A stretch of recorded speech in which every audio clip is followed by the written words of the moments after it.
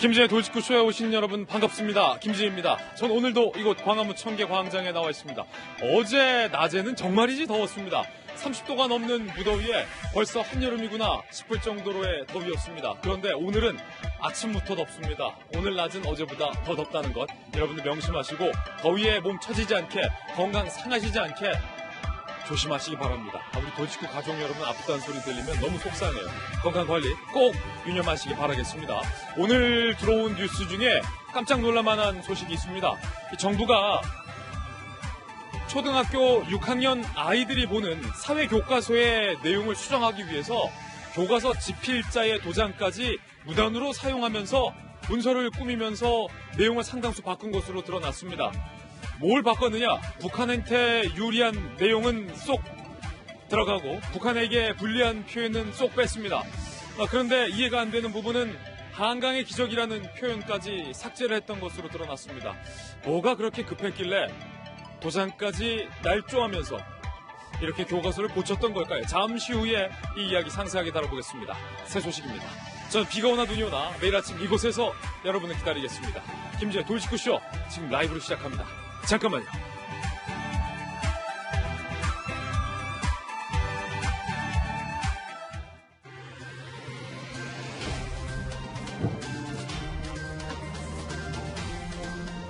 신문 읽어주는 남자입니다. 북한의 목선의 노크 귀순 사건.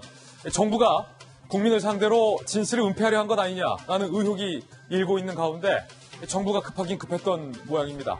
국무총리까지 나서서 북한의 아프리카 돼지 열병을 막아야 된다라고 그렇게 강조했는데 이 북한 목선이 그 아프리카 돼지 열병과 관계가 있는데도 조사조차 안 한 것으로 드러났습니다. 동아일보입니다. 북어선 입항 쉬쉬하다가 돼지 열병 검역을 놓쳤다라는 기사가 오늘 동아일보에 단독 보도되고 있습니다. 우리 정부가 몇 주째 북한의 돼지 열병 차단을 위해서 부단히도 했었습니다. 심지어 북한에서 넘어오는 수영에서 헤엄쳐서 건너올 수 있는 북한 멧돼지를 막기 위해서 대책까지 총리가 세울 만큼 중요하게 여겼던 이 돼지 열병 검역을 당연히 북한 어선에 대해서 실행해야 되는데 입항 사실을 쉬쉬하다가 이것까지 안 했다라는 게 드러났습니다. 발병 지역인 북한에서 입항을 했던 이 선박을 우리 정부가 보관 중인데 농식품부가 야 이런 게 있었어? 북한에서 이거 넘어왔어? 돼지열병은 몰랐다는 거예요. 정부끼리도 쉬쉬했다. 언론 보도 보고 알았다. 국방부 국정원에게 농식품부가 협조 공문을 발송했는데 이것도 코미디입니다. 농식품부가 이 선박이 보관돼 있는 건지 어디에다가 공문을 보내야 할지 몰라서 일단은 다 보냈다는 거예요. 입항 6일 만에야 소독 등 검역 작업이 진행됐습니다. 무언가 정부가 상당히 급했다. 부랴부랴 횡설수설 아마추어 같은 모습을 보이고 있습니다. 잠시 후 이야기 나눠봅니다. 다음 신문입니다. 이번엔 경향신문입니다. 그런가 하면 동해안을 경계하고 있는 이 군 8군단이 북한 어선 경계 실패 사흘 뒤에 술을 곁들인 저녁 회식을 해서 이게 논란이 되고 있습니다. 비판받고 있습니다. 이날이 어떤 날이냐면 뻥 뚫린 지 사흘 만이고 군이 거짓 브리핑을 한 지 바로 다음 날입니다. 그러니까 그날은 군이 거짓말을 한 건 아니냐라는 의혹이 가장 강하게 제기됐었던 그날에 회식을 했다는 겁니다. 군의 해명은 이렇습니다. 산불 진화 전출자들을 위로하는 자리였다. 고민했지만 예정대로 진행했다. 고민했다라는 부분이 오히려 더 괘씸하다라는 비판이 나오고 있습니다. 잠깐 고민했지만 뭐 어때? 우리 잘못 아니라는데. 그냥 회식한 건 아니냐? 추측이 되는 대목입니다. 잠시 후에 이 이야기도 나눠보겠습니다. 다음 신문입니다. 이번에 조선일보입니다. 오늘 깜짝 놀랄만한 소식이 실렸어요. 조선일보 1면에 보도되고 있는 내용인데 현 정부의 교육부가 초등학교 6학년 사회교과서를 입맛대로 고치려 집필자의 도장까지 몰래 가져와서 도둑날인을 했던 사실이 검찰 수사 결과 드러났습니다. 집필자가 마치 교과서 내용 수정에 합의한 것처럼 협의에 참여한 것처럼 꾸미기 위해서 도장 주인 몰래 도장까지 가져와서 찍었다는 겁니다. 뭐 이런 일이 다 있습니까? 교육부 과장과 담당 연구사, 출판사 직원 이 셋이 짜고 친 하나의 연출국이었는데 교육부 과장 등은 이렇게 지시합니다. 협의록을 위조하라라고 지시. 검찰은 당시 김상곤 장관 등등 윗선 조사 없이 공무원 2명만 기소하고 슬며시 마무리를 해서 이것도 논란이 되고 있습니다. 잠시 후에 상세한 이야기 다뤄보겠습니다. 그렇다면 정부가 교과서에 무슨 내용을 고치려고 이렇게 도장까지 몰래 가져다가 찍었을까? 수정 내용을 보면요. 북한에게 불리한 내용은 대거 수정이 됐고 한강의 기적이라는 정치와 무관한 경제 발전에 대한 내용도 쏙 빠졌습니다. 도대체 무엇 때문에? 잠시 후에 이야기 나눕니다. 다음 신문입니다. 이번에 중앙일보입니다. 오늘 또 국회 교육위의 스타 국회의원 나오는 날이기 때문에 한번 이야기 들어보죠. 중앙일보입니다. 어렵사리 합의한 국회 정상화, 한국당이 뒤집었다. 이것도 참 이례적인 일이 나왔어요. 어제 3개 정당 원내대표가 모여서 국회를 정상화하기로 다 합의를 했습니다. 도장을 찍진 않았지만 어떤 합의 도장까지 꽝 찍은 수사적으로 표현하자면요. 그런데 2시간 만에 한국당 의총에서 나경원 원내대표를 향한 강한 질타가 이어졌고 결국 원내대표가 합의한 국회 정상화 합의가 뒤집어졌습니다. 6월 임시국회 열어서 추경 등 처리하기로 했는데 한국당 의총에서는 얻은 게 없다라는 강한 반발이 이어졌습니다. 여야 합의 2시간 만에 추인이 불발됐습니다. 코미디 같은 이야기도 잠시 후에 생생하게 목소리를 통해 들어보겠습니다. 다음 신문입니다. 이번에 한겨레 신문입니다. 경찰이 YG 성접대 의혹과 관련돼서 양현석 씨를 곧 소환할 예정입니다. 그런데 현장에 동석했던, 현장에서 같이 술을 마셨던 가수 싸이는 지난주에 조사를 마친 것으로 확인이 됐습니다.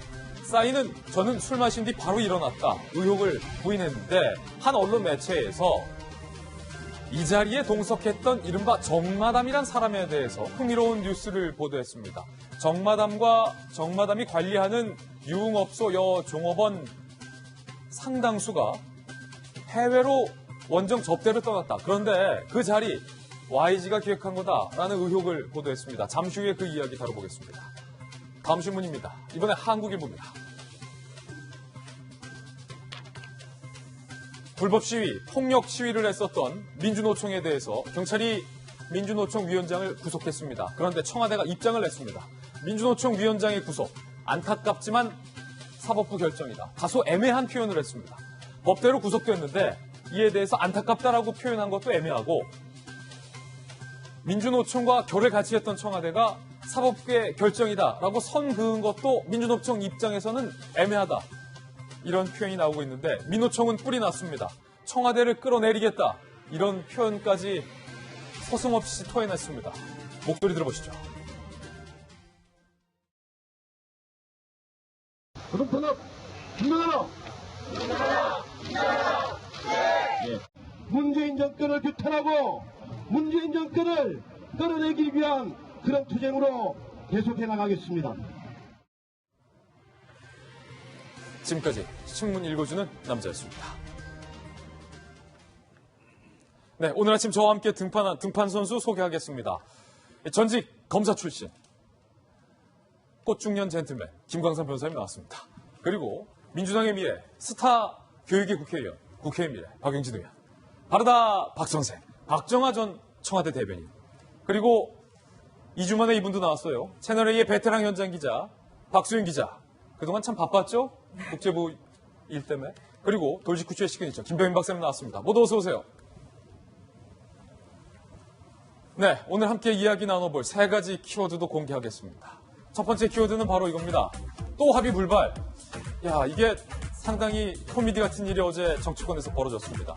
3당 원내대표가 합의를 했는데 정상화하기로 한국당 의총 후에 이게 뒤엎어졌습니다. 잠시 후에 목소리 들어보죠. 두 번째 키워드는 도둑날인. 이건 더 황당합니다. 현 정부가, 교육부가 초등학교 6학년 사회교과서를 입맛대로 고치기 위해서 집필자의 동의 없이 도장까지 몰래 가져다 찍은 사건. 잠시 후 정말 살펴보겠습니다. 세 번째 키워드는 이겁니다. 해외 성접대 의혹 또 불거졌습니다. 또 해외 성접대입니다. 잠시 후에 이야기 나눠보겠습니다. 김재 돌직구쇼 오늘의 탑뉴스로 시작합니다.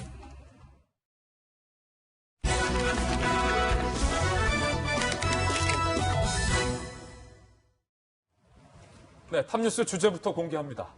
많은 국민들은 상당 원내대표가 정상화에 합의해서 야 드디어 국회가 돌아가는구나 기대를 했을 겁니다. 그런데 2시간 뒤 한국당이 의총을 가진 뒤 이 합의가 불발됐습니다. 목소리부터 들어보시죠.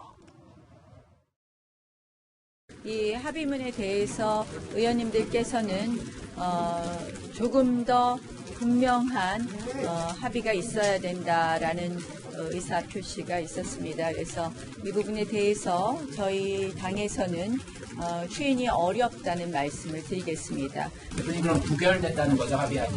네, 그렇습니다. 이 상황을 누가 반길 수 있겠어요?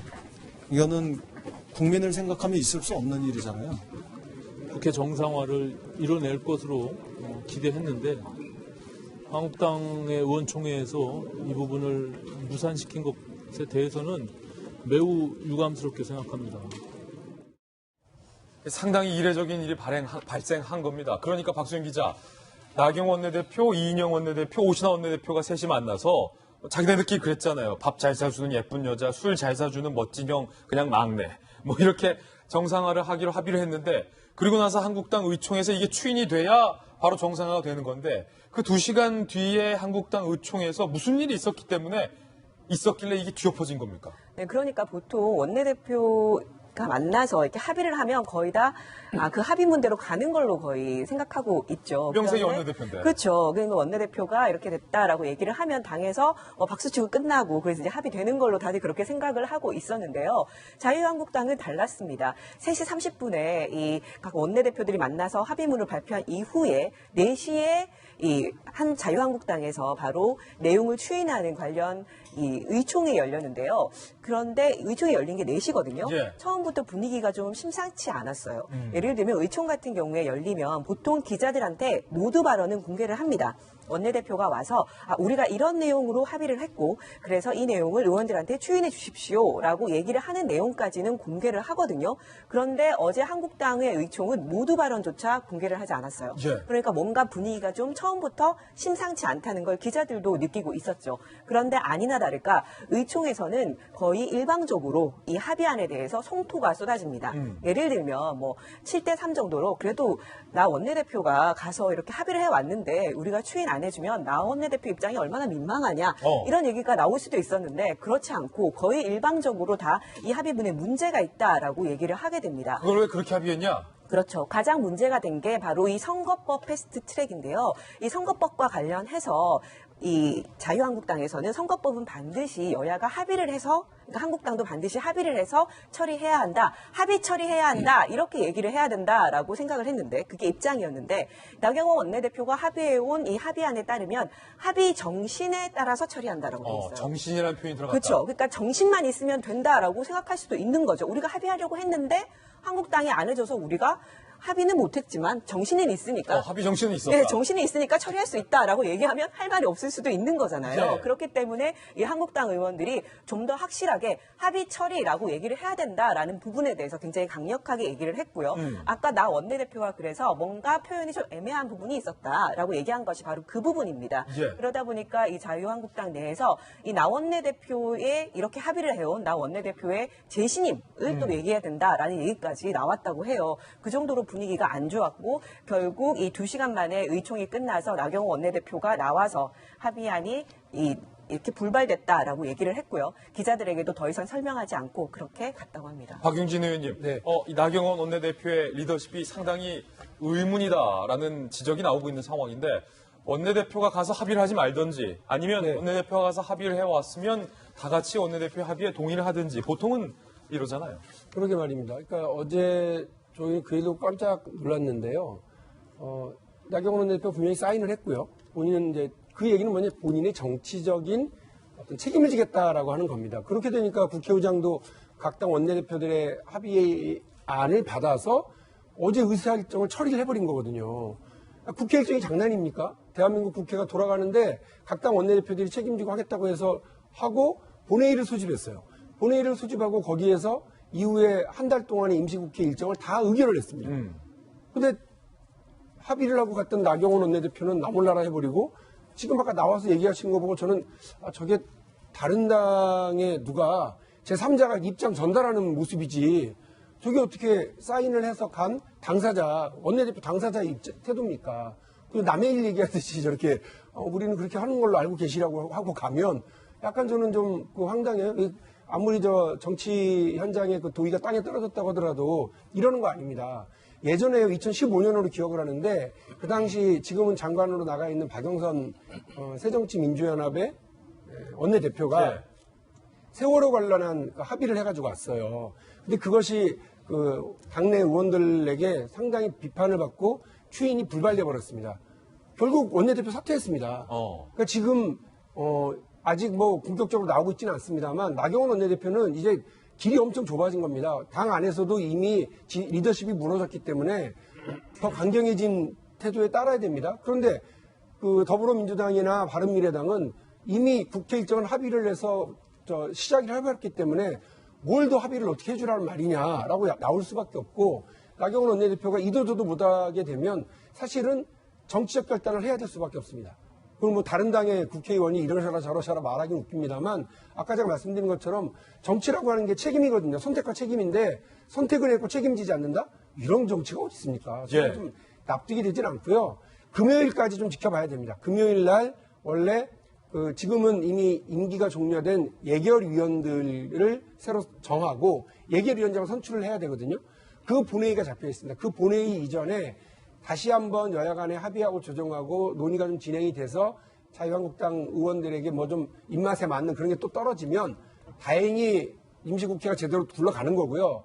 그렇지 않게 되면 글쎄요, 저는 이제 한치 앞을 모르게 되는 상황이 된다고 봅니다. 일단 아직 금요일에 한 번의 기회가 남아있다. 그렇습니다.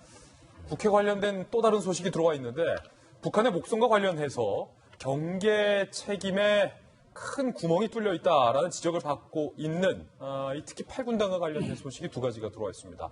제1야당이 진상을 파악하기 위해서 해당 군부대를 방문했는데 군부대에서 문전박대를 했습니다. 목소리 들어보시죠.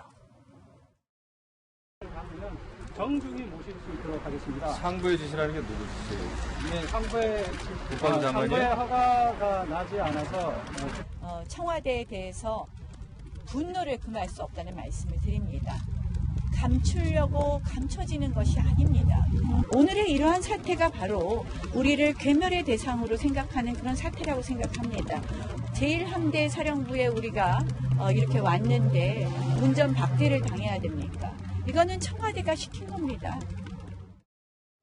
참 이것도 황당한 일입니다. 조금 전에는 자유한국당에 대한 비판의 목소리가 좀 많았는데 이번에는 해당 군부대가 좀 해명이 좀 오락가락이에요. 처음에는 김병현 박사님, 네. 군인들의 사기가 떨어지기 때문에 한국당의 방문을 허락하지 않겠다라고 했는데 지금 목소리 들어보니까 상부의 허가가 없기 때문에 한국당의 의원들의 방문을 허락할 수 없다. 이게 뭐 한국당이든 민주당이든 정의당이든 국회의원들이 가서 국민들이 궁금해하는 의혹에 대해서는 해당 부대에 대해서 진상을 규명해야 하는 게 맞는데 지금 군부대에서 사기 문제라고 하더니 이제는 상부 지시가 없다.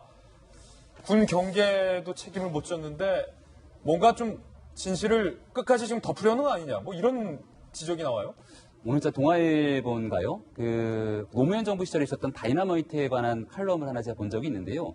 비밀은 감추면 감출수록 훨씬 더 그 폭발력이 커질 수밖에 없다. 우리가 다이너마이트의 폭약으로 뭔가를 부수기 위해서는 훨씬 더 깊은 곳에 폭약을 매설하게 돼 있는데 이 진실과 비밀에 관련된 것도 마찬가지라고 하는 글이 굉장히 울림이 있었던 것 같습니다. 일단은 해군 1함대 사령부를 찾았는데요. 여기서 방금 전에 앵커가 얘기했던 것처럼 처음에는 이 장병들의 사기저하를 얘기합니다. 근데 그렇게 사기저하를 얘기하고 보니까 2012년도에 이 노크 귀순 사태가 불거졌을 당시에도 똑같은 논리를 적용한다면 당시 대선 후보였던 문재인 대통령이 현장을 찾았던 걸 어떻게 설명할 것이냐 이런 이야기가 나올 수 있는 지점이어서 사기저하 문제는 더 이상 나오지가 않는 것 같고요. 실제로 우리 장병들의 사기저하를 시켰던 원인들을 분석해 본다면 저는 대한민국에서 국가의 안보를 책임지기 위해서 열심히 일하고 있는 열심히 헌신을 다하고 있는 우리 장병들이 보기에 북한이 단거리 탄도미사일을 발사했음에도 불구하고 이것이 탄도미사일인지 아닌지에 대한 얘기조차 하지 못하고 있는 우리 국방부의 모습을 보면서 오히려 사기가 저하되는 것은 아닌가 이런 비판의 소지도 있을 것 같습니다. 그게 더 군 장병들의 사기를 저하시키는 거다. 그렇기 때문에 사기 저하에 대한 얘기는 빼고 지금 이야기가 나오는 것은 첫 번째 상부의 지시가 있어야 된다. 그렇다면 그 상부가 김영우 의원이 얘기하고 있는 것처럼 이것이 청와대의 지시인지 국방부의 지시인지를 분명히 밝힐 필요가 있는 것이고요. 한 가지 더 나오게 되는 건 규정상 근무일 기준으로 4일 전에는 신청을 해야지 사실상 이런 국회의원들이 현장을 방문할 수 있다라고 얘기가 나오고 있는 지점으로 보이는데요.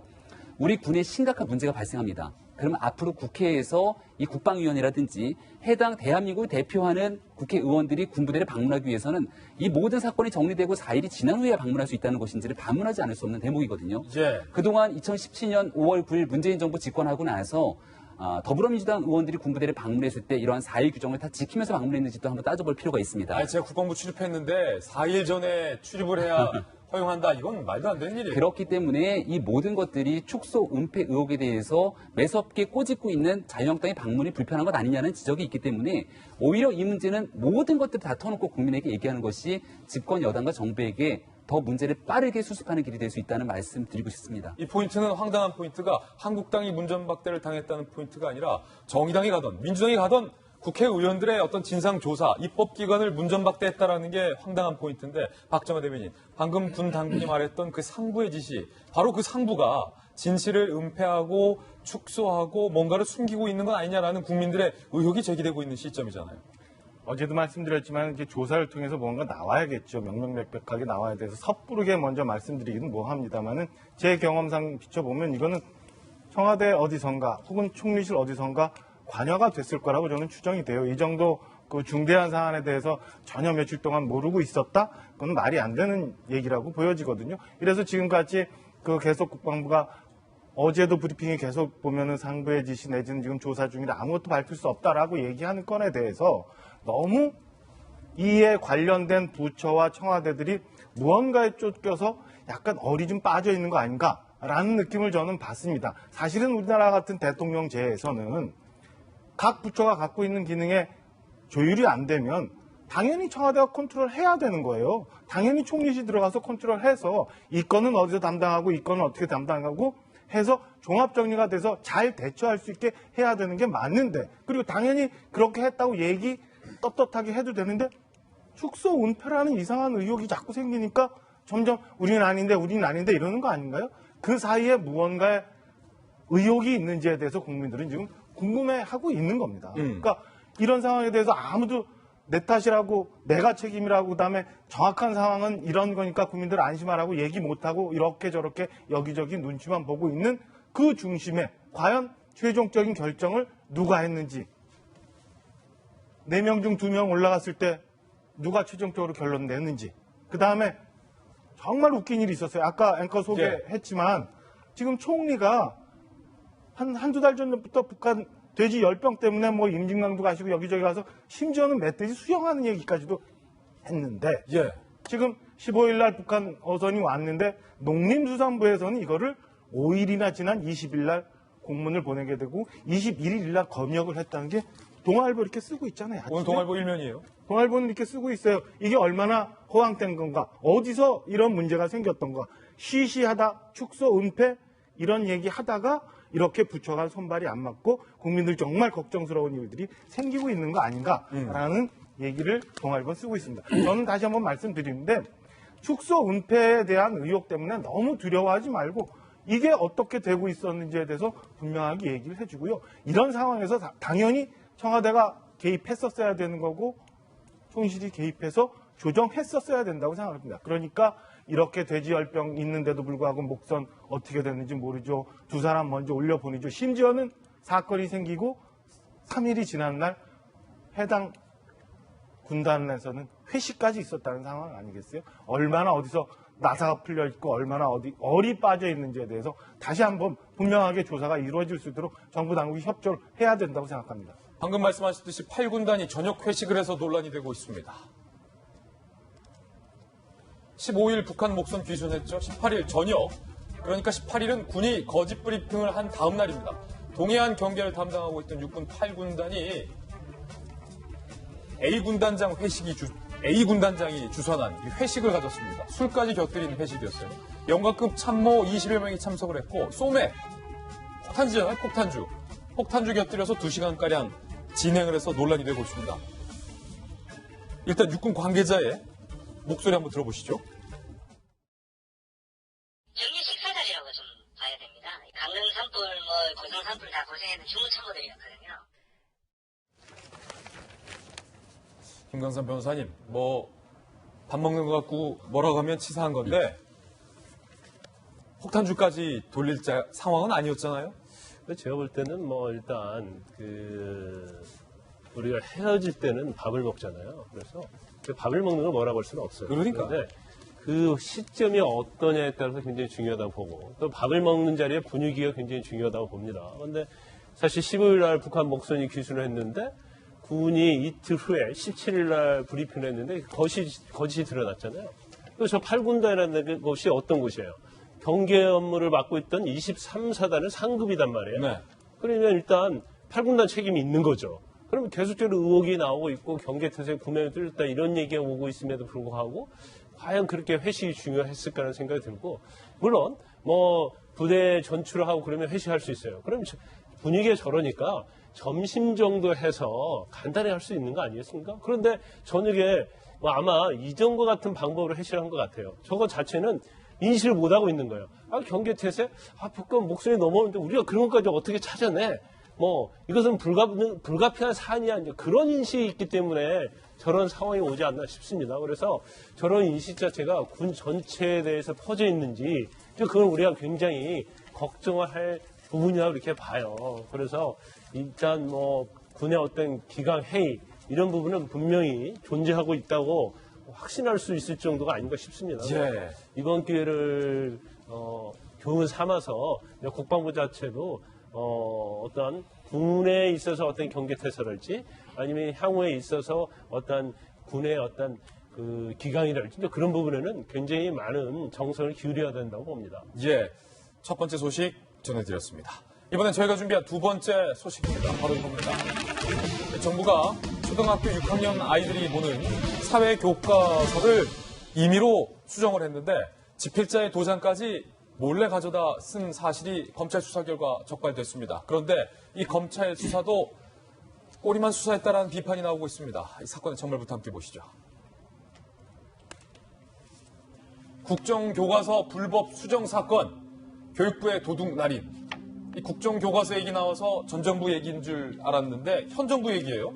검찰이 교과서 불법 수정 지시 혐의로 당시 교육부 교과서 정책과장 A씨와 교육연구사 B씨 등 2명을 그냥 불구속 기소한 사건인데 이 사건의 전말을 살펴보니까 이게 심상치가 않습니다. A 과장 2017년 9월 B 연구사에게 지시를 합니다. 이 교육부 공무원들이에요. 이봐, 관련 민원이 있으면 교과서 고치는데 더 쉽대. 민원 좀 만들어봐. 라고 불법 지시를 하고 있는 대목입니다. 그러자 이 지시를 받은 연구사가 교사 D에게 만나서 이렇게 얘기를 합니다. 그 민원 신문고가 있는데 거기에 1948년 대한민국 수립이 아니라 정부 수립으로 의미를 좀 축소해서 바꿔달라는 신문고의 민원을 접수시키라 라고 지시를 합니다. 그러니까 연구사의 지시를 받은 D 교사가 그대로 해당 민원을 접수합니다. 이를 근거로 정부가, 교육부가 사회교과서를 뜯어 고치기 시작합니다. 그런데 정부가 교과서를 고치려면 지필자가 고쳐야 됩니다. 교육부 공무원 혹은 청와대가 마음대로 고칠 수가 없어요. 그래서 지필 책임자 박용조 교수에게 이런 민원도 있고 하니까 고쳐라 라고 지시를 내리는데 이 박용조 교수가 아니 정권 바뀔 때마다 교과서를 고치느냐? 나는 못 고친다 라고 단호하게 수정을 거부합니다. 그러자 정부는 박 교수를 배제할 것을 지시합니다. 그리고 대체자 F 교수를 발탁을 해서 대체를 시킵니다. 그런데 근거가 필요한 거예요. 박용조 교수가 동의했다라는 근거가 필요해서 이 근거를 만들기로 모의를 합니다. A 과장과 B 연구사가 교과서 출판사 담당자 C씨에게 박 교수가 협의했다라는 협의록을 위조하라 라고 또 지시를 합니다. 그래서 정부가 박 교수의 도장을 몰래 도둑날인을 합니다. 그 문건, 도둑날인 문건도 입수가 된 상황. 함께 보시죠. 자, 보시면요. 초등학교 6학년 아이들이 보는 사회교과서 옆에 교과서를 이렇게 수정하겠다. 지필자 박용조 교수도 협의를 했고 F 교수로 대체할 것까지 다 협의했다. 박용조 인 도장까지 찍었습니다. 그런데 이게 집필자 박용조 교수가 까마득하게 모르고 정부에서 몰래 도장을 찍은 것으로 검찰 수사 결과 드러난 상황입니다. 현 정부에서 벌어진 일에 대해서 검찰이 수사를 했는데 도대체 믿기지가 않는, 보고도 믿기지가 않는 정부가 어떤 내용을 교과서에서 빼고 어떤 내용을 교과서에서 넣으려고 도대체 집필자의 교수까지 몰래 갖다 쓴 걸까요? 이런 부분이 수정됐습니다. 박수윤 기자가 오늘 상세하게 취재했는데 도대체 어떤 부분을 수정한 겁니까? 네, 지금 보시는 것처럼 대한민국 수립이라고 돼 있죠. 1948년에 독립과 함께 대한민국이 수립이 됐다라는 것이 그 성향상 나눠보면 이 보수 정권의 얘기입니다. 이 보수 정권 같은 경우에는 항상 그런 얘기를 했었죠. 이 대한민국 임시정부였던 이 상해 임시정부와 관련해서 상해 임시정부가 대한민국을 수립을 선언한 것에 대해서 당시에는 국토와 주권이 없었기 때문에 인정하지 않는다라는 것이 보수 측 입장이고요. 진보 측은 그에 반해서 대한민국 수립을 인정을 하고 그 1948년 8월 15일은 임시정부가 대한민국 수립을 선포를 했으니까 그때는 이제 광복과 함께 정부가 수립이 된 것이다 라는 것이 진보 측 입장입니다. 근데 기존 이 교과서에는 대한민국 수립이라고 돼 있었는데 이번에 교과서에 지난해부터 1948년 8월 15일은 대한민국 정부가 수립이 됐다라고 해서 바로 이 진보 측 입장이 반영이 돼서 수정이 된 겁니다. 그 밑에는 북한과 관련된 내용이 아예 통째로 삭제되는데 어떤 내용인가요? 네, 그렇습니다. 대한민국의 미래와 평화 통일, 북한은 여전히 한반도의 평화와 안보를 위협하고 있다라는 내용, 이건 역시 문장이 통째로 삭제가 됐습니다. 우리 초등학교 6학년 아이들이 보는 책, 기존에 있었던 문장인데 네. 북한에게 불리한, 북한에게 적대적인 표현은 통째로 삭제했다. 그리고요. 네, 그렇습니다. 그리고 박정희 정권에 대한 얘기가 또 많이 달라졌습니다. 박정희 정권에 대해서 그전에 있던 교과서에서는 유신체제, 유신헌법에 따른 통치라고 돼 있었는데 지난해부터 쓰여진 교과서에서는 바로 이렇게 바뀌어 있습니다. 유신 독재라고 적혀 있는 거죠. 이뿐만이 아니고 대한민국 그 새마을 운동과 관련된 사진도 역시 삭제가 돼 있습니다. 그리고 1960년대부터 80년대까지 한국의 눈부신 경제 발전에 대해서 우리는 종종 한강의 기적이다 이렇게 배워왔었죠. 기존의 교과서에도 한강의 기적이란 표현이 들어 있었습니다. 그런데 지난해부터 쓰여진 교과서, 올해 바뀐 교과서에 보시면 한강의 기적이란 표현이 삭제가 되어 있고요. 촛불 집회 관련 내용이 크게 늘었습니다. 이제 한강의 기적은 도대체 뭐가 마음에 안 들어서 뺀 건지 모르겠습니다. 김배인 박사님, 네. 그거 다 불법인데 그러니까 왜 이런 짓을 한 거예요? 그러니까 일반적으로 편향된 사관을 좀 강조하기 위함이 아닌가 싶은데요. 조금 전에 얘기가 나왔던 것처럼 민주화 정신을 굉장히 좀 강조했다고 합니다. 뭐 촛불 집회 얘기도 나오게 되고 그렇다면 자연스럽게 우리가 대한민국을 이 두 축의 민주화와 산업화를 이끌어왔던 대한민국의 노력이 있기 때문에 현재의 발전된 사회를 이끌 수 있다라고 얘기를 하고 있는 것처럼 산업화 시대에 있었던 새마을운동, 많은 개발도상국들이 사실 대한민국에 오게 되면 제일 먼저 배우고자 하는 게 새마을운동 아니겠습니까? 근데 이 부분에 대한 사진을 삭제하고 오히려 촛불 정신을 드높이고 거기에 대해서 한강의 기적이라는, 사실 이 한강의 기적은 개도국뿐만이 아니라 전 세계가 역사상으로 이렇게 단기간에 대한민국이 발전할 수 있을 거라고 생각했던 사람들이 유례가 없을 정도로 우리 대한민국이 어디 가서든 자랑할 수 있는 곳이 바로 한강의 기적 아니겠습니까? 그러니까 아니 우리 정부는, 이 정부는 도대체 한강의 기적이 부끄러운 건가요? 그러니까 이 한강의 기적이라고 하는 부분들을 삭제했던 그 저희에 대해서도 한 번쯤 고민해 볼 필요가 있는 대목인데요. 앞서 우리가 이 도장을 바꿔서 날인하고 했던 날짜를 자세히 보시면 2017년 겨울 12월을 볼 수 있습니다. 지금 북한에 대해서도 북한은 여전히 한반도를 위협하고 있다. 지금 자세히 보시면 날짜가 2017년도로 볼 수 있는데요. 예. 북한은 여전히 한반도의 평화와 안보를 위협하고 있다는 문장을 통째로 걷어냅니다. 이것을 만약 2018년도에 문장을 걷어냈으면 잘 모르겠는데 2017년도까지만 하더라도 북한이 그해 가을에 6차 핵실험을 단행하고 이 중장거리 그리고 미국까지 도달할 수 있는 ICBM에 대한 발사를 통해서 전 세계를 굉장히 극심한 위협에 빠뜨렸던 게 바로 그 해에 있었던 한반도의 정세입니다. 근데 이런 상황에서 북한이 한반도에 있게 되는 위협에 대한 부분들을 그대로 덜어냈다는 것이죠. 그러니까 심각하게 지금 초등학교 6학년 학생들이 배우게 되는 교과서인데요. 예. 제가 어린 시절의 기억을 더듬어 보면 사실은 한 4학년 이전의 기억은 잘 나지가 않습니다. 근데 적어도 5학년 이후의 기억은 또렷하게 기억이 나거든요.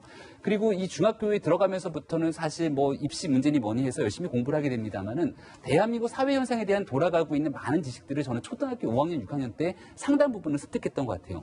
그때는 학교에서 선생님이 가르치는 교과서의 내용들이 그대로 사실은 어떠한 이 비판적인 사고 없이 받아들여질 수밖에 없는 시기인데요. 그 6학년의 교과서에 대해서 이런 방식으로 일방적인 기술만을 가져갔다고 하는 것은 박근혜 정부 시절의 국정교과서를 바탕으로 한쪽의 일방적인 역사관을 주입하려고 했다라고 하는 비판과 무엇이 다르겠습니까? 심지어 2017년도 5월 9일 집권하고 나서 적폐청산이 줄줄이 진행되면서 그 당시 있었던 일들이 전 정부가 했던 일들에 대해서 정말 잘못됐다라고 해서 사람들이 직권남용 등으로 줄줄이 기소되고 있었던 상황인데 그때 교육부가 일방적으로 법을 위반하면서까지 이런 일을 했다는 건 지금 눈으로 보고도 믿기기가 참 어려운 상황이 아닐까 싶습니다. 박용진 의원님. 네. 교육이 스타 국회의원이신데 어떻게 이런 일을 벌였을까요? 부끄럽기 짝이 없는 일이 교육부에서 벌어졌네요. 그리고 매우 비교육적인 행태를 교육부 관료들이 저질렀다죠. 그렇게 단정을 할 수 있습니다. 예. 왜냐하면 교과서 수정할 수 있고요. 또 시대적 인식이나 뭐 논의에 따라서 달라질 수도 있다고 생각을 합니다. 그러나 그걸 저렇게 도둑질하듯이 할 일이 아니었다고 생각을 하고요. 그것에 반대하는 사람의 도장까지 위조를 해서 했다라고 하면 그게 더 심각하죠. 이게 어떻게 교육적이고 교육부에서 있을 수 있는 일입니까? 저는 여전히 생생합니다. 국정교과서 논란, 박근혜 정부에서 벌인 일인데요. 그때 지금 집권 여당이 뭐라고 그랬느냐면 제가 대변인을 했었기 때문에 기억을 정확하게 하는데요. 편가르기, 이념 논쟁, 쓸데없는 짓 하고 있다라는 거였습니다. 그러니까 뭐 후진국 몇 개 종교 국가에서나 있는 그리고 북한 같은 데서나 있는 국정교과서를 통해서 역사를 통제하고 시민의 인식을 통제하려고 그러는 거 아니냐라고 비판했던 게 접니다. 그런데 이제 그 초등학교 교과서를 지금 검찰에서 이야기한 대로라고 그런다면 정권 입장에 맞춰서 교과서 수정됐다라고 하는 비판을 듣지 않기 위해서 이런 짓을 저질렀다고 하는데 이게 정권에 더 부담을 주는 짓을 지금 하신 거라고 저는 생각이 들고요. 저는 동의하기가 어렵습니다. 이렇게 교과서와 관련해서 이런 수정을 하는 일과 관련해서는요. 이거는 꼼수를 넘어서서 불법을 저지른 것이고 이와 관련해서 저는 교육위원회가 상임위가 내일 열립니다. 전체회가 내일 열리는데요. 관련해서 이 부분을 좀 따져봐야 되겠다는 생각을 합니다. 이것이 그 교육부 이른바 차관 장관, 그 당시가 이제 김상조 전 교육부 장관인데요. 김상곤. 네, 김상곤 교육부 장관 시기인데 그때 장차관의 어떤 그런 개입이나 이런 것이 없었다고 그런다면 저는 분명하게 이 부분에 대해서 책임 있는 사람들을 단호하게 조치를 현 장관이 윤해 교육부 장관이 좀 취하는 것이 맞다 이런 생각이 들고요. 역사적 논쟁 이런 것들 할 수 있죠. 그러나 그거를 그 정권 바뀔 때마다 저는 박용조 교수의 그 전체적인 역사 인식에 대한 내용은 저하고 입장과 태도가 다릅니다. 그러나 그분이 정권 바뀔 때마다 교과서 바뀌는 것에 대해서 찬성할 수 없다라고 한 말씀은 좀 맞다고 봐요. 그럼 다시 이제 보수 정권 바뀌면 또 거기에 따라서 또 바꿀 거예요?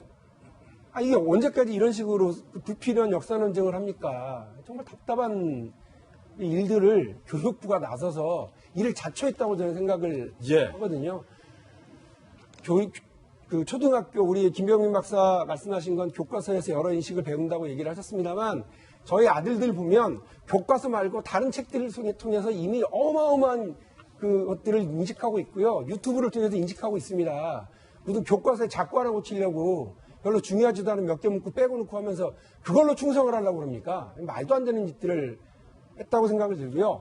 교육부 부끄러운 일이 했다고 생각합니다. 내일부터 예정되어 있는 이제 교육위 상임위에서 박용진 의원 이 문제 집중적으로 제가 집중해야 될 건 유치원하고 사립대학 비리 문제가 있습니다만 이 문제도 역시 제가 짚어서 말씀을 꼭 듣겠습니다. 우리 또 도지구 시청자 여러분들께 또 약속을 드렸는데 이 2명 검찰이 불구속 기소한 이 2명 이 일을 주모한 주모자들이 검찰에서 뭐라고 진술했는지 아십니까? 문정부 입장에 맞춰 교과서가 수정됐다는 비판이 염려돼서 출판사가 알아서 고치는 모양새를 취했다라고 당사자들이 진술을 했어요. 박정화 대변인, 여기서의 의문은 과연 A 과장, 교육부 일개 과장이 이 어마어마한 일을 자기 선에서 꾸밀 만큼 대담했는가? 이 사람들은 검찰에서 문정부 입장에 맞춰서 교과서가 수정됐다는 비판이 염려돼서 이런 모양새를 설계했다라고 했는데, 이 과장 위에 김상곤 장관 혹은 그 위에 청와대 누군가가 있는 것 아니냐라는 의심이 강하게 제기돼요. 앞서도 봤지만은 이게 이제 적지 않은 내용들이에요. 주요 내용들이 지금 우리나라 현대사를 기술할 수 있는, 그리고 우리 자라는 아이들의 대한민국 역사에 대해서 중요한 그 지침돌이 될 수 있는 그런 내용들에 대해서 중요한 것들이 바뀌었는데, 과연 이걸 담당 과장 한 사람이, 그리고 연구사 한 사람이, 그리고 출판사에 있는 직원이 다 했을까라는 거는 일반적 상식으로 봐도 그렇게 못했을 거라고 보여져요. 근데 비슷한 예가 하나 있는데, 그 김상곤 장관이 교육부 장관을 했던 작년에 보면은 그 교육부는 박근혜 정부에서 있었던 역사교과서 국정화를 적폐이자 국정농단이라고 규정을 하고, 대통령 비서실장, 교육문화수석을 포함한 17명을 수사 의뢰를 합니다. 그러면서 당시에는 뭐라고 하냐면, 이런 중요한 건에 대해서는 고위직이 책임이 있는 거지 실무자가 무슨 책임이 있느냐라고 하면서 교육부는 그렇게 수사 의뢰를 하고, 지금 와서는 담당 과장만 했다. 이거는 위에선 아무도 모른다라고 하니까 국민들 누가 믿겠습니까? 사실은 검찰에서는 지금 당시 장관이었던 김상곤 장관, 차관, 국장 특별히 조사 안 했다는 거 아니에요? 차관은 소환 조사도 하지 않았다는 거예요. 이렇게 해서 국민들이 어떻게 이게 진실이다라고 생각을 하겠습니까? 결국에는 세월이 흘러 또다시 정권이 바뀐 후에 캐비넷 속의 문건이 나와야 이것도 진실이 밝혀지는 거 아닌가라는 씁쓸한 생각을 합니다. 이 문건, 교육부 스캔들 문건으로 상당히 파장이 클 것으로 예상되는 사건입니다. 교육부 내에 익명을 요구한 직원들의 인터뷰도 오늘 소개가 되고 있습니다. 교육부의 한 과장급 직원은요, 적폐 수사의 공무원들이 더 몸살이는 분위기에서 상관 지시도 없이 저런 범죄를 벌였다는 것 자체가 말이 안 된다. 그리고 서울 지역 초등학교 한 관계자는요, 문재인 정권의 사관대로 국정교과서를 고치는 과정에서 벌어진 일인데 책임은 모두 실무 관료가 뒤집어 썼다. 검찰 출신이시니까 김광선 변호사님이, 검사도 말입니다. 당연히 당시 교육부 장관이었던 김상곤 장관 불러서 조사라도 한번 해야 되는 건 아닙니까? 검찰의 자존심이 있지. 이제 꼬리 자르기라는 말을 많이 쓰죠. 그래서 과연 교과서를 저렇게 수정하는데 단지 실무자가 할 수 있을까? 그 부분에 대해서는 누구도 이해하지 못할 거예요. 그러면 어느 정도의 유수선과 어떤 뭐 공모관계 아니면 협의관계는 분명히 있을 거라고 보는데, 단지 수정하는 과정에 있어서 어떤 뭐 문서를 위조하고 뭐 도장을 마음대로 날리는 그 부분에 대해서는 거기까지 관여했는지는 모르겠어요. 하지만 이제 수정 과정은 아마 유수선까지 개입이 돼 있을 거라 이렇게 봅니다. 그래서 그 부분이 좀 더 철저히 조사가 돼야 한다고 보고, 교과서 수정 관련해서 저는 상당히 그냥 많은 분노를 느끼고 있는데, 이게 정권이 바뀔 때마다 교과서가 바뀌어요. 그런데 이게 이제 초등학교 6학년 1학기 교과서라는 거 아닙니까? 그리고 이 교과서 자체에 대해서 이미 이전에 기재된 부분에 대해서 바꾸려고 하면 이 적법 절차를 거쳐야 한다는 거죠. 왜냐하면 이미 많이 배웠던 거 아닙니까? 그걸 갑자기 의무적으로 바꾼다는 것은 사실 이건 뭐 절대 있어서는 안 되고, 이 절차 과정에 있어서도 물론 전 보수 정권에서 새로 진보 정권이 바뀌면서 여러 가지 뭐 촛불 정부랄지 민주화 과정할지 이건 당연히 저는 들어가야 한다고 봐요. 그렇지만 기존에 있던 역사에 대한 평가에 있어서는 객관적으로 해야 한다는 거죠. 그러니까 객관성이라는 것이 보수 정권에서 보면 한가위 기적이랄지 유신체제가 굉장히 객관성이 있는 거고, 보수 정권에서 보면 그게 객관성이 없는 거예요. 그러니까 서로의 자기의 어떤 기준과 잣대가 객관성이 있다고 보는데, 이걸 어떻게 좀 투명하고 공정하게 할 것인가, 그거에 대해서 고민을 해야지 100년 된 교육이 들어갈 수 있다고 봅니다. 이번 건과 관련된 검찰의 수사도 상당히 부실한 눈치보기 수사가 아니냐라는 의혹이 제기되고 있는 상황입니다. 도대체 북한의 도발로 말하고 싶지 않고 한강의 기적을 지우고 싶은 의도가 무엇인지 되묻고 싶은 뉴스였습니다. 저희가 준비한 세 번째 뉴스를 소개하겠습니다. 성적대 의혹과 관련돼서 양윤석 전 대표를 조만간 경찰이 소환할 것으로 뉴스가 나오고 있는데, 이미 싸이 씨는 조사가 됐습니다. 관련된 내용 한번 보시죠. 지난 16일 오후 5시 가수 싸이가 YG 성접대 의혹 참고인으로 조사를 받았어요. 싸이가 저 자리에 있었죠. 술 마시는 자리에. 9시간 동안 조사가 진행이 됐고 말레이시아 재력가를 양현석에게 소개해준 인물이 바로 가수 싸이 씨입니다. 경찰의 이야기 함께 보시죠. 불법행위나 성매매 관련 수사로 전환할 만한 단서가 현재까지는 없다. 세간의 의혹이 짙은데 경찰의 수사에는 진척이 없어 보이는 그런 상황입니다. 그 가운데 그 자리에 있었던 정마담이라는 인물에 대해서 한 언론에서 새로운 의혹이 제기가 됐습니다. 유럽 원정 성접대 의혹인데 정마담이 인솔하고 YG가 기획한 건 아니냐라는 얘기가 의혹이 나오고 있어요. 2014년 10월 YG 측이 동남아 사업가와 술자리를 가진 지 한 달 뒤입니다. 강남의 유흥업소 여성 10여 명이 말레이시아 재력가 초대로 유럽 모나코를 방문하게 됩니다. 정마담이라는 인물이 해당 여성들을 당시에 인솔했던 것으로 얘기가 나오고 있습니다. 여성들에게 1,000만 원에서 2,000만 원을 지급하기로 약속했고 이건 근무다라는 것을 분명히 밝혔다고 합니다. 목격자는요, 이들 일부는 초호화 요트 객실에서 밤을 보냈으며 프랑스 남부와 이탈리아 등을 여행하고 명품 쇼핑을 이어갔다. 2,600억 원 상당의 초호화 요트다라고 얘기를 했는데요. 이 자리가 YG가 기획한 거다라는 의혹이 MBC에 의해서 제기되고 있는 겁니다. 동남아 사업가 여성들을 유럽으로 초청해달라는 의사를 YG 직원에게 전달했다는 거예요. 그 재력가가. 그리고 YG가 정마담에게 여성들 섭외를 또 의뢰했다. 여성들이 돈과 관련해서 갈등이 생기자 해당 사업가 측에서 YG에 문제 제기를 했다라는 증언까지 나오고 있다. 한 매체에 의한 의혹 제기인데 지금 김배은 박사님, 경찰은 이 사건에 대해서 언론보다 좀 뒤늦게 수사를 하고 있고 경찰의 수사가 세간의 언론 보도보다 현저하게 늦고 있는 상황이에요. 여전히 지금 현재 얘기가 나오고 있는 싸이 박재상 씨도 참고인 신분으로 조사를 받고 있는 것이 받았고요. 그리고 이 사건의 핵심 인물이라고 볼 수 있는 이 정마담 같은 경우도 참고인 신분으로 조사를 받습니다. 근데 이게 지금 그 성매매 특별법에 따라서 공소시효가 총 5년 정도밖에 되지 않기 때문에 2014년도에 있었던 사건인지라 공소시효가 채 한 달밖에 남지 않았다는 거거든요. 근데 현재까지 관련된 핵심 인물들이 나와서 참고인 신분으로 조사를 받았지만 명확한 물증이나 증거를 확인하지 못했다라면 최종적으로 남은 기간 안에 수사를 마무리해서 기소하기에는 어려움이 있지 않을까라는 생각이 드는 것이고요. 이 사건의 핵심 인물 2명이 외국에 있는 재력가들이잖아요. 근데 그 사람들과의 접촉 등을 통해서 문제를 확인하기 어렵다라면 여러 차례 언론이 보도하고 제기됐던 의혹들을 결국은 수사당국이 하나도 밝혀내지 못한 상태로서 공소시효가 지나가는 것은 아닌가 이런 우려가 제기되는 상황입니다. YG와 정마담 그리고 싸이와 관련된 이야기 전해드렸습니다. 이번엔 저희가 준비한 다음 순서입니다. 취재수첩 Y가 준비되어 있습니다. 오늘은 과연 어떤 사건이 준비되어 있을지 저와 함께 사건 풀러 이동을 하시죠. 그리고 박용진 의원은 오늘 또 전주에서 강연이 있죠? 경제민주화 강연이. 또 빨리 기차에 타야 돼서 여기서 인사를 드리겠습니다. 저와 함께 이동하시죠.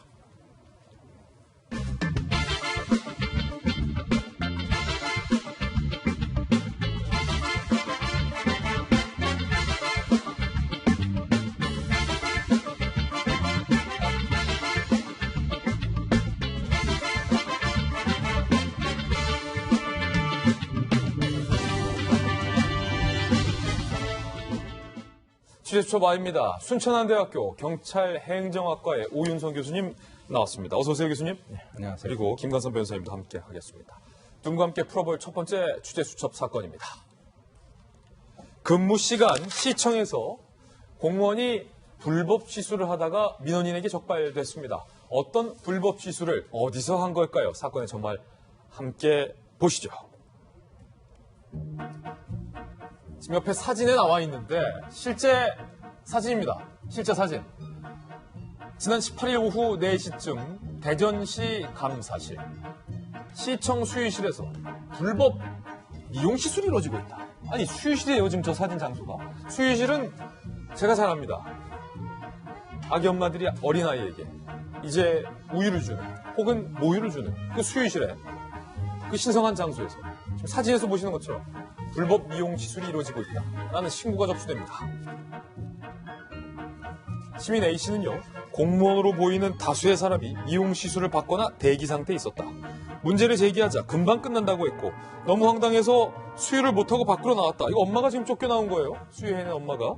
대전시 조사 결과 시청 소속 6급 여성 직원 김모 씨로 확인이 됐어요. 공무원이라는 거예요. 김모 씨는 대전시 조사에서 눈썹이 떨어져서 수의실에서 시술 받은 것은 맞다라고 인정을 했습니다. 현재 휴가를 내고 출근하지 않은 상황인데요. 논란이 크게 일고 있습니다. 첫 번째 논란. 근무 시간에 첨사 안 해서 상습적인 거 아니냐 이거죠. 신고가 접수된 오후 3, 4시는요. 근무 시간이죠. 가장 또 바쁠 시간이에요. 공무원 복무기강 회의 논란이 일고 있고 속눈썹 연장 시술을 받았다고 해요. 이게 1시간 정도 소요되는 시술인 것으로 저희가 취재해본 결과 드러났습니다. 그러니까 아예 뭐 10분, 20분 잠깐 하는 게 아니라 1시간을 통으로 빼서 저기서 저거 받고 있었다. 군 기강 회의에 대해서 아까 말씀드렸는데 대전시 공무원 기강 회의도 한번 오늘 주목을 해야 될 것 같습니다. 또 이 속눈썹 연장 시술을 저희가 좀 취재를 해보니까 이게 한 번 받으면 되는 게 아니라 수차례 받아야 하는 시술이라고 합니다.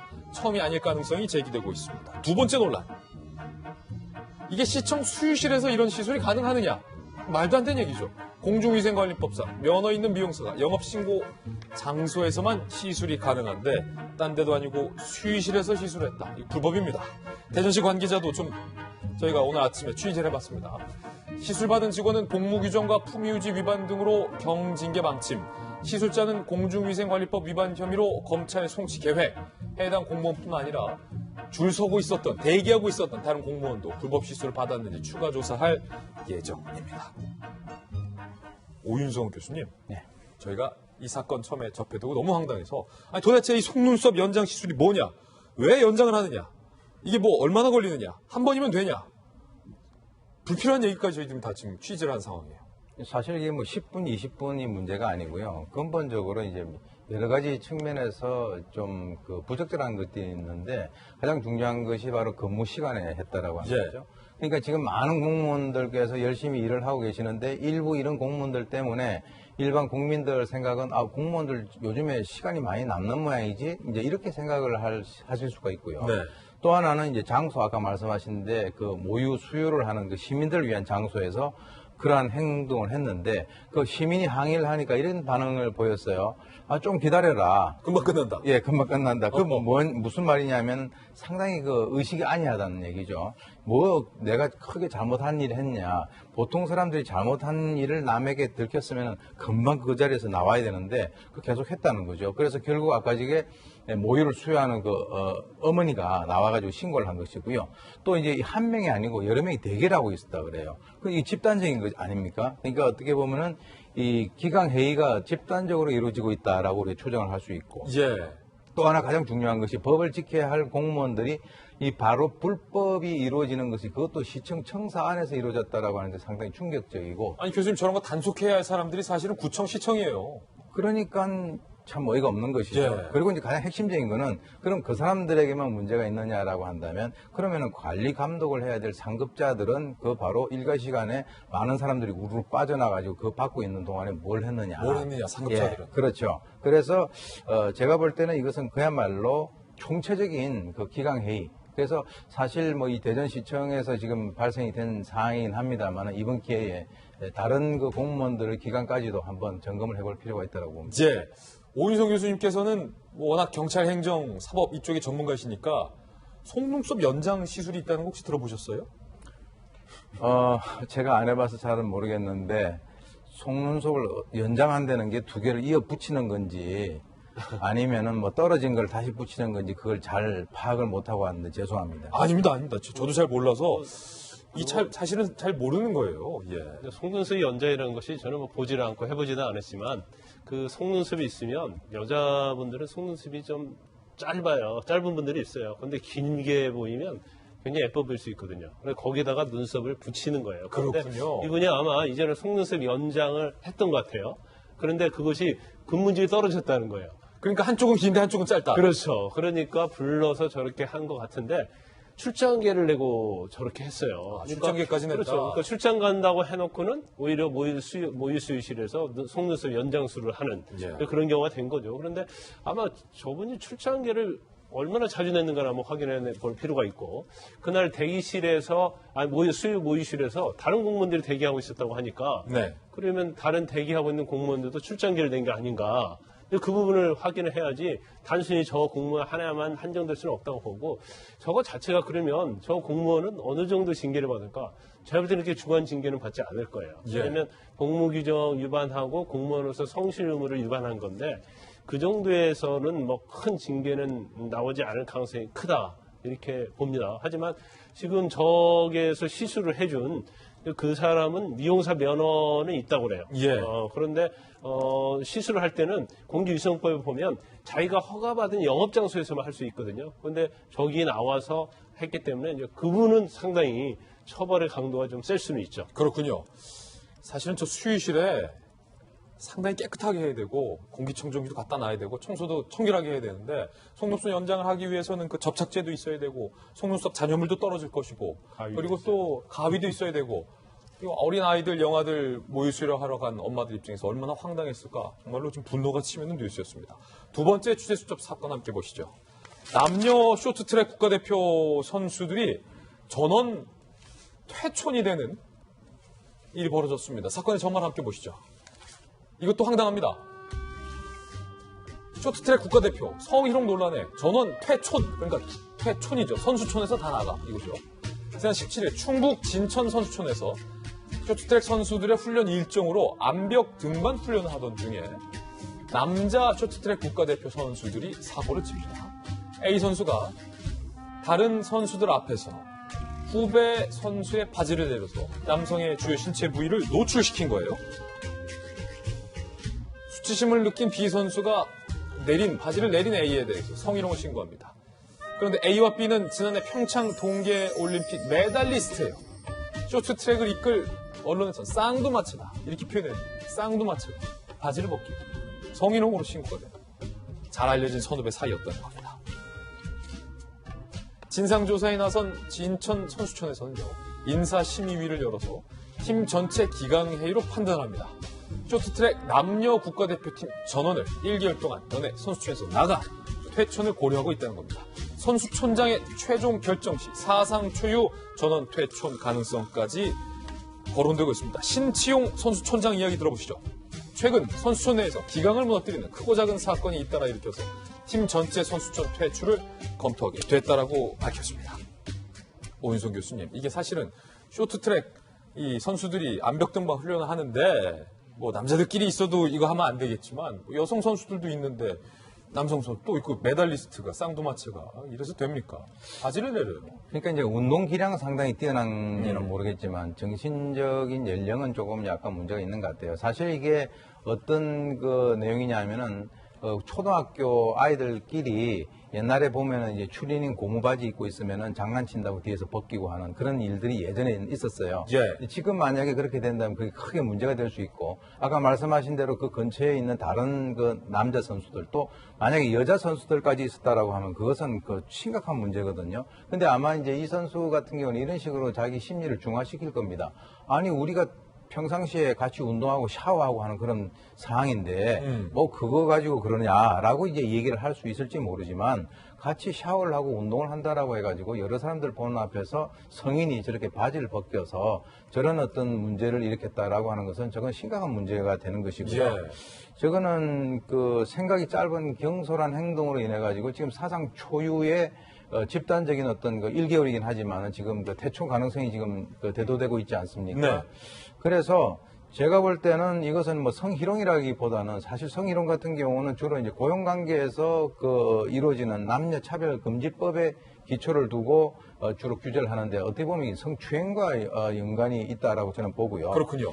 그리고 이제 이 운동을 잘 한다 하더라도 거기 연령에 적합한 여러 가지 어떤 그 인성교육이 제대로 이루어지지 않고 있다라고 하는데 좀 저는 주목을 하는데 사실 이게 해외 토픽에 날 일이에요. 해외 토픽 같다. 왜냐하면은 이 사람들이 워낙 그 유명하고 메달리스트니까 예. 아, 그 사람 저기 메디 했던 그 사람이 저 사람을 갖다 바지 내린 거야 라고 만약에 해외 토픽에 난다면 그것도 할 말이 없는 정말 부끄러운 일입니다. 맞습니다. 저희들이 또 우리 선수단들의 또 앞으로의 성장 가능성, 기량, 또 지금 자숙하는 것들을 반영해서 실명을 보도하지는 않고 있지만 조심하라는 의미에서 이 뉴스 보도해주고 있는데 한 가지 궁금한 게 김 변호사님, 그 남자 선수들뿐만 아니라 여성 선수들까지 같이 뭐 퇴촌을 지금 고려하고 있다는 건데 여성 선수들 입장에서는 좀 억울할 것 같기도 해요. 뭐 억울하다고 생각할 수도 있는데 저는 이 부분을 좀 중점적으로 봤어요. 왜 당사자 둘에 대해서만 징계를 하지 않고 이제 전체에 대해서 집단 퇴천이라는 그러한 강수를 두었을까? 저는 개인적으로 볼 때 이게 이번 한 번이 아닐 거라고 해요. 네. 그리고 굉장히 바지를 내렸을 때 이걸 그 여자 대표팀이랄지 아니면 남자 선수들이 이게 말린 게 아니고 오히려 박수를 치고 동조했을 가능성이 크다고 봅니다. 확인 안 됐지만. 그렇죠. 저는 개인적으로 볼 때는 그래요. 그래서 이런 것들이 반복적으로 이루어지고 거의 분위기 자체가 마치 그런 걸 갖다 재미있어 하느냐.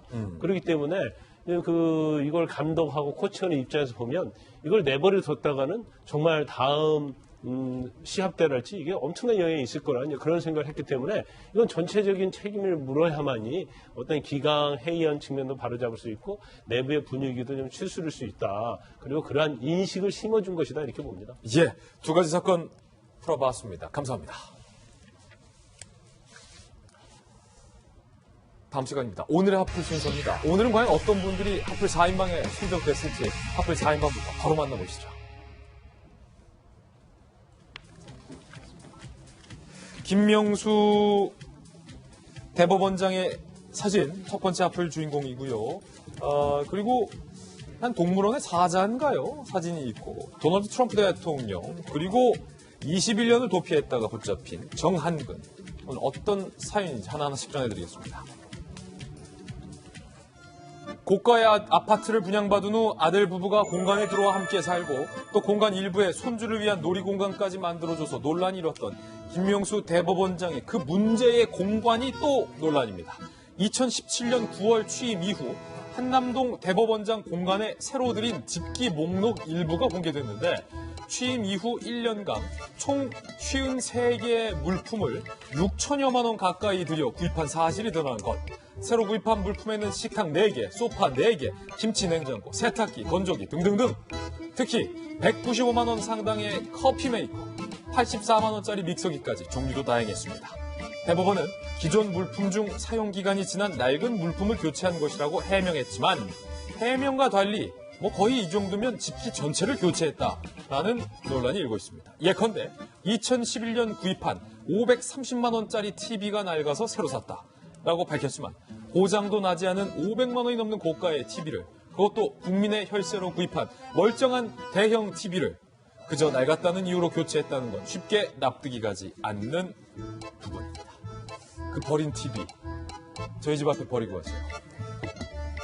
저희 집은 개인적으로 1990년대에 저희 부모님이 구입했던 골드스타 전자레인지를 좀 최근까지 쓰다가 좀 거의 30년 가까이 쓰다가 아예 이제 전원이 안 들어와서 어쩔 수 없이 폐기를 했는데 지금 멀쩡한 집기들을 지금 왜 이렇게 많이 구입한 겁니까? 박수영 기자. 뭐 샀어요? 그러게요. 지금 보면 일단 식탁 4개 880만 원. 식탁 4개 880만 원이면 네. 평균적으로 식탁 하나당 220만 원. 그럼 상당히 그렇죠. 고가의 식탁을 고가의 식탁이죠. 식탁을 근데 4개나 쓸 이유가 있을까요? 저는 이게 도대체 몇 명의 식구가 살길래 4개나 식탁을 쓰는지 쉽게 이해가 되지 않고요. 더 이해가 되지 않는 건 소파 4개입니다. 소파 4개. 방마다 소파를 둔 것도 아니고 소파 4개가 왜 필요한 건지 이것도 의문이에요. 100번 양보해서 에어컨 2대는 그럴 수 있다고 쳐요. 에어컨 2대는 오케이. 네, 오케이. 그럴 수 있다고 치지만 나머지 가구 같은 경우에는 식탁, 소파 같은 경우에 특히 소파 같은 경우에는 한번 구입을 하면 보통 기본은 10년 넘게 쓰죠. 어떤 집도 이렇게 금방 5년 쓰고 7년 쓰고 바꾸지 않잖아요. 커피 메이커가 195만 원이면 그 커피 기계인데 네. 상당히 고가입니다. 일반 가정에서는 사실 195만 원짜리 커피 기계 쓴다는 거 사실은 쉽게 이해가 안 돼요. 보통 그 커피 전문점에서 쓰는 그런 커피 메이커 같은 경우에는 그럴 수 있을지 모르겠지만 제가 아는 집만 해도 저렇게 고가의 커피 메이커를 쓰는 집은 한 번도 본 적이 없어요. 없어요, 저는. 네. 그리고 믹서 같은 경우에 84,000원 아니고 84만 원이라는 것도 쉽게 납득이 되지 않는데요. 총 53개 제품을 6천만 원 가까운 돈에 구입을 한 거 아닙니까? 이 가정주부 같은 경우는 물건을 구입을 해보면 알지만 어떤 가정주부도 이렇게 한꺼번에 가전을 거의 가전과 가구를 6천만 원 들여서 바꾸는 경우는 잘 없습니다. 하나씩 조금씩 바꿔가는 게 일반적이죠. 그런데 저렇게 이사를 간다고 공간으로 들어간다는 이유로 한 번에 6천만 원 배치를 들여서 다 바꾼다. 이거는 너무 세금을 낭비한 것 아니냐. 쓸 수 있는 것은 좀 쓰고 좀 차근차근 할 수도 있는 거잖아요. 그럼 뭐 본인들이 갖고 가는 것들도 있을 텐데. 근데 그런 것들을 다 차치하고 식탁 4개를 다 바꾸고 소파 4개를 다 바꾸고 뭐 각종 가전을 다 바꾸고 이랬다는 것은 좀 쉽게 납득을 하기가 쉽지 않고요. 그뿐만이 아니고 또 그전에도 지금 아들 부부 내외가 그 강남에 있는 집을 아파트를 분양을 받고 그리고 그 분양을 받은 후에 그렇게 들어와서 분양을 받을 때까지 이사를 들어갈 때까지 이 공간에서 같이 살고 있는 상황 아니었습니까? 예. 그런 상황에서 식탁 4개, 소파 4개 이런 것은 과연 세금이 제대로 쓰였는가라는 의문이 들 수밖에 없습니다. 불필요한 곳에 좀 과도한 혈세를 쓴 건 아니냐라는 논란이 일고 있는데 박정하 대변인 그 전임자가 쓰던 TV도 적폐입니까?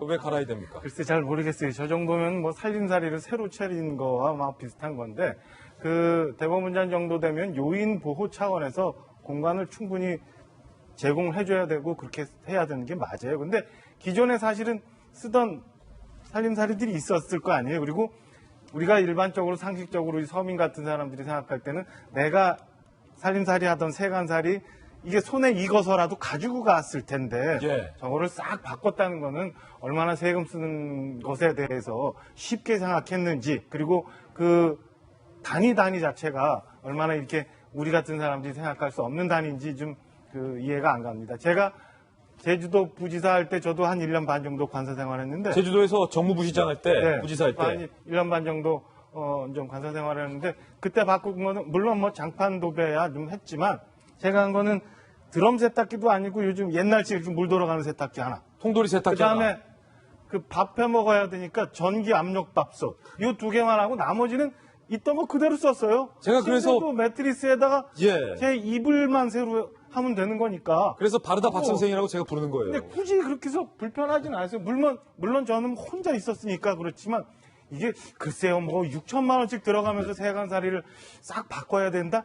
전 잘 모르겠습니다. 뭐 공간 제공해 준 것만으로도 나라에서 충분히 할 만큼 했는데 저거는 글쎄 아쉽다는 생각이 좀 들어요. 보통의 사실은 이 시장 혹은 관사 생활하는 분이 아마 이제 박정하 대변인처럼 검소하게 이런 분들이 이제 보통 박정하 대변인 같은 분은 이제 선행의 사례, 모범 사례로 좀 해야 되는데 이게 좀 너무 바꿨다.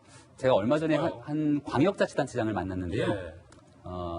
작년에 지방선거였잖아요. 지방선거 당선되고 나서 관사를 없앴습니다. 없앤 이유가 굉장히 사실은 모범적으로 보이는데 또 일각에서는 그 관사 필요한데 왜 없애냐 이렇게 얘기하는 분들이 물어보니까 이런 얘기 하더라고요. 관사가 있으면은 공적인 업무를 보기 매우 수월하다. 근데 관사가 있기 때문에 수많은 사람들이 온다는 거예요. 그럼 그 수많은 사람들 중에는 공적인 인물도 있고 공적인 인물과 사적인 인물이 섞여 있을 수도 있는데 그 사적인 인물과 섞여 있는 사람들이 오게 됐을 때 그 많은 비용은 그럼 과연 국민의 세금으로 감당해야 되는 것이냐 아니면 내가 받고 있는 월급의 호주머니에서 털어서 감당하자니 나는 그것이 감당이 안 되더라. 그래서 깔끔하게 공적인 공간에서의 활동을 하기 위한 일들은 다른 곳에서 하더라도 이 관사를 없애는 것이 내가 지방자치단체장으로 하는 취지에 맞겠다고 생각했다고 얘기해서 저는 굉장히 감동을 받았거든요. 예. 문재인 대통령이 집권하고 나서 무슨 얘기를 했습니까? 관저에 대한 얘기, 과거 박근혜 정부 시절에 무수히 많은 얘기를 하게 되면서 제일 먼저 첫 번째로 얘기했던 게 여기에서 있게 되는 내 스스로 쓰게 되는 생활용품, 치약이나 칫솔 이런 것들은 내 사비로 구입하겠다라고 얘기를 했습니다. 문재인 정부의 소소하고 서민들과 함께 생활하는 국정철학 기조에 맞춰서 김명수 대법원장도 비슷한 상황으로 발탁된 것 아닌가요? 그렇다면 저는 아까 저 물품 중에 제일 좀 황당하고 어이가 없는 게 건조기도 들어가 있더라고요. 건조기. 예. 그러니까 관사 내에서 문재인 대통령이 얘기하고 있는 내용들 바탕으로 사적인 영역과 공적인 영역을 구분할 필요가 있는 건데 이 건조기 같은 경우는 사실은 우리가 요즘에는 건조기 참 많이 씁니다. 근데 개인의 사적 영역으로서 써야 되는 일 중에 가장 대표적인 케이스가 저는 건조기가 아닐까라는 생각이 듭니다.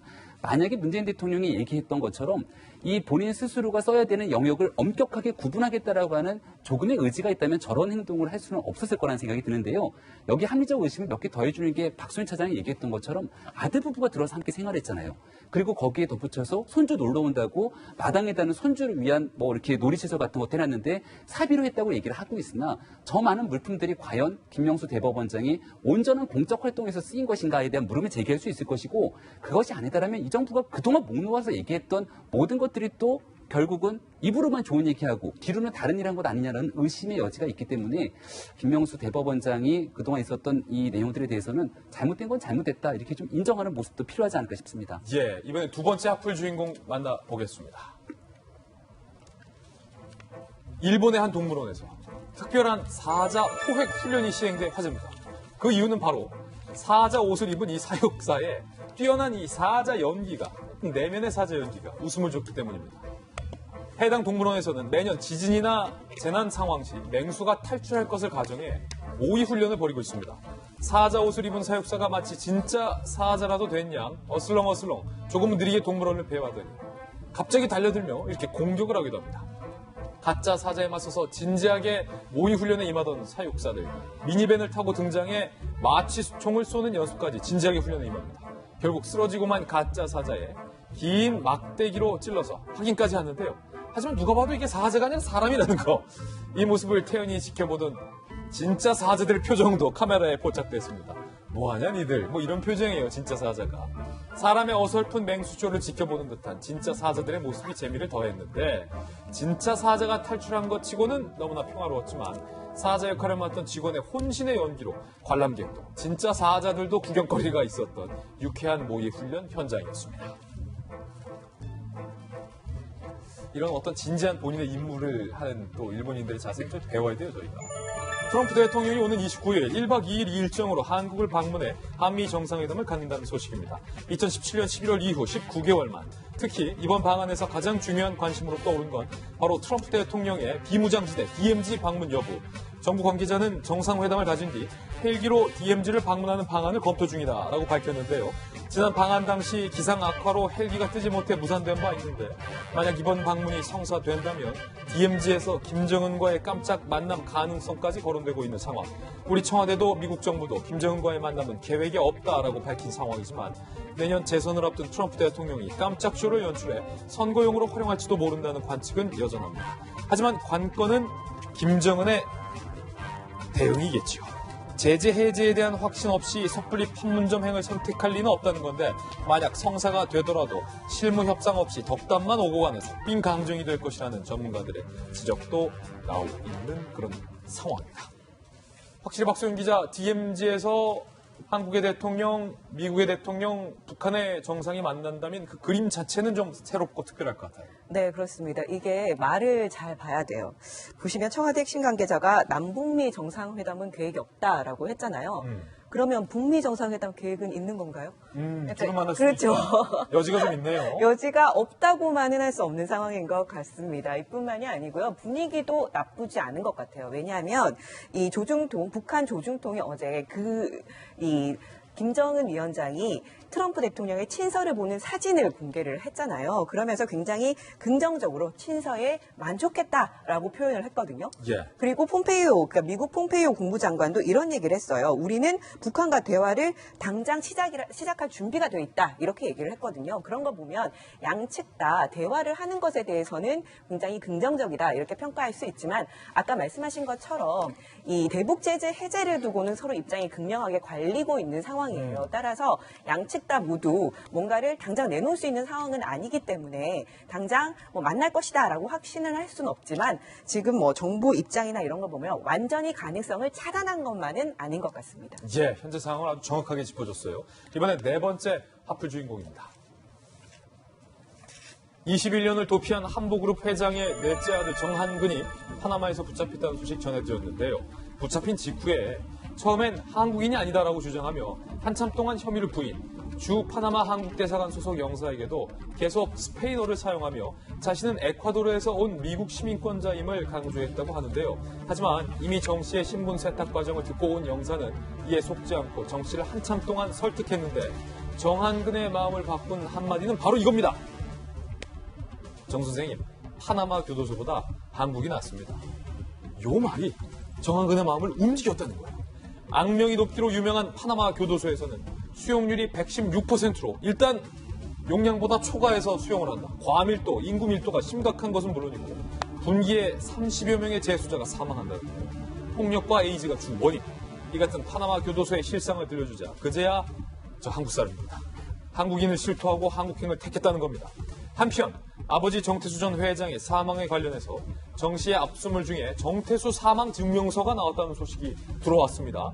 에콰도르 당국에서 발급한 것으로 2018년 12월 1일 사망으로 적혀 있는 것으로 알려졌는데, 화장한 유골함 등도 함께 발견된 상황. 검찰은 정태수 사망 진위 여부 등을 확인하는 절차를 진행할 예정이라고 합니다. 일단은 검찰 얘기부터 좀 확인해야 되기 때문에 전직 검찰에게 묻겠는데, 아들의 소지품을 압수수색하던 중에 아버지 정태수 사망 증명서가 나왔다. 이거 지금 검찰에서는 일단 의심하고 보는데 진짜일까 가짜일까요? 일단 뭐 진짜일 가능성이 저는 크다고 봐요. 그렇군요. 그 이유는 여러 가지가 있겠지만 일단 정태수 씨의 나이가 고령이에요. 96세고 그다음에 만약에 이게 정한구 씨가 잡힐 걸 예상을 했다고 하면 아버지에 대해서 어떤 범죄를 미루고 그러기 위해서 사망을 거짓할 수 있지만 굉장히 중요한 부분이에요. 그렇죠. 갑자기 잡힐 거거든요. 예. 그런데 또 한 가지 의문점은 왜 사망 관련된 서류를 몸에 지니고 있었을까? 예. 그러면 에콰도르에서 출발을 하면서 그 당시 그 시기 때쯤 사망을 했기 때문에 사망 진단서를 가지고 출발한 것이 아닌가 이렇게 생각이 들고요. 본인 입장에서는 아마 그랬던 것 같아요. 뭐 캐나다 시민권 있죠. 미국 시민권 있으니까 거기에서 계속 나는 미국 시민이라고 버티면 사실 재판을 해야 하거든요.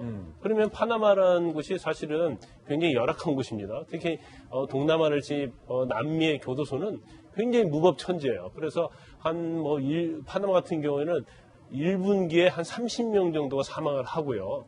그다음에 이 범죄인이 워낙 많기 때문에 한 120% 정도를 수용을 한다고 그래요. 그러면 그 안에서 있는 것 자체도 굉장히 괴롭죠. 이게 만약 유럽이나 우리가 세월호와 관련해서 유섬날 수 있잖아요.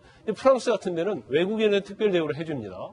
그럼에도 불구하고 파나마에 계속 있게 되면 시간이 끌면 끌수록 교도소에 있는 것이 엄청 괴롭거든요. 그렇군요. 그러니까 내가 이럴 바에는 좋다. 나 한국 사람이다. 이제는 미국 사람이라고 주장을 했어요. 한국 사람이다. 좋다. 한국 가서 내가 차라리 교도소에 있는 게 낫겠다고 본인을 생각하면서 순수하게 따라온 거죠. 예, 이게 재밌는 포인트가 박수영 과장, 박수영 씨 처음에는 그 한국 대사관 영사를 만나서 계속 스페인어 할 때 미함이 있고 난 스페니시다.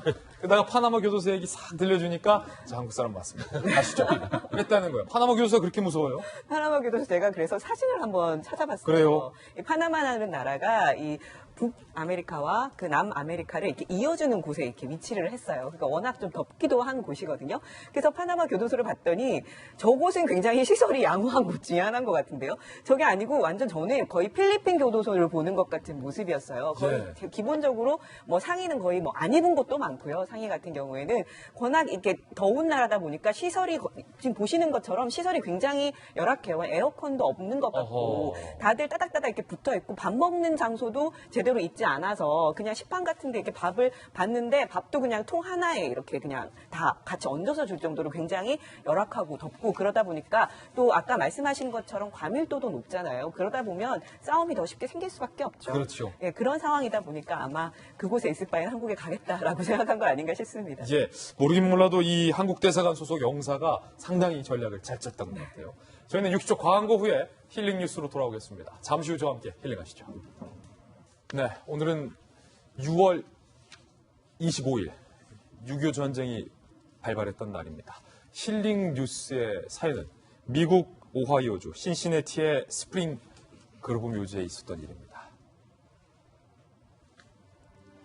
한국전쟁에 참여한 노병이 가족의 배움 없이 쓸쓸한 장례식을 치르게 됐다는 사정이 알려지자 미국 전역에서 수천 명이 몰려들어서 이 한국전 참전 노병의 마지막 길을 추모했습니다.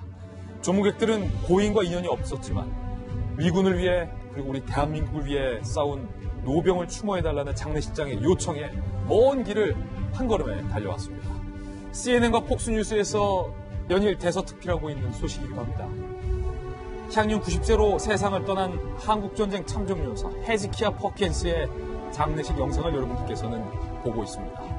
장례식장 측은요, 퍼킨스가 20년 전 자신의 장례식을 준비하고 비용도 성납됐지만 가족들이 건강상의 이유로 장례식에 모두가 참여할 수 없다라는 소식을 전해왔다. 군장으로 장례식을 치러줄 것을 요청했고 우리는 도움을 요청합니다. 오늘은 6월 25일 6.25 전쟁이 발발했던 날입니다. 그때 우리 대한민국을 지키기 위해서 피를 흘렸던 수많은 전 세계 참전 용사들에 대해서 우리는 이 미국 시민들처럼 과연 기억하고 있는지 되묻고 싶은 소식이 아닐 수 없겠습니다. 오늘의 힐링 뉴스였습니다. 오늘 저희가 준비한 소식 모두 전해드렸습니다. 저희는 내일 아침에 더 풍성한 소식으로 인사드리겠습니다. 오늘 하루는 분명 어제보다 나을 겁니다. 좋은 하루 되십시오. 고맙습니다.